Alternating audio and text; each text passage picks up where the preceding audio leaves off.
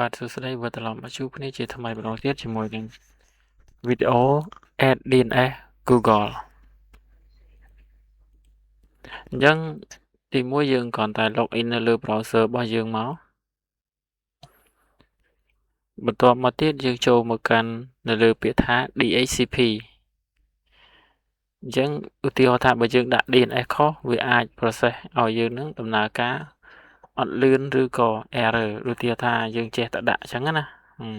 អញ្ចឹង DNS គឺជាតំណាងឲ្យ server របស់ក្រុមហ៊ុនឬក៏បណ្ដាញមួយចំនួនដែលមានទំហំធំៗដែលជា data ធំៗអញ្ចឹងដូចជា Google អញ្ចឹងឧទាហរណ៍ថានៅពេលនេះយើងនឹង add DNS Google អញ្ចឹងបើសិនជាយើង add DNS Google យើងប្រើអញ្ចឹងមកនេះជា DNS Google ហើយបើ DNS Cloud វិញគឺ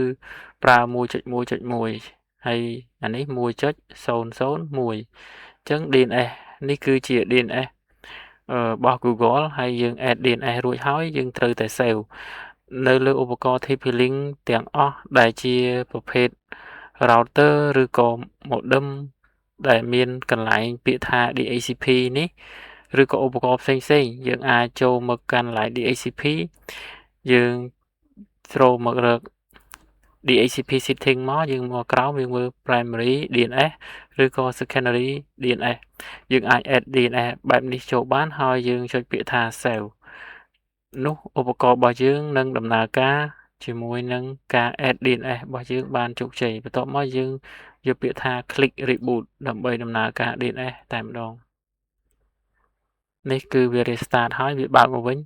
DNS នេះគឺបានជាប់នៅលើឧបករណ៍របស់យើងតែម្ដងនេះគឺជាការ add DNS Google អញ្ចឹងជួបគ្នាជាមួយនឹងវីដេអូក្រោយទៀត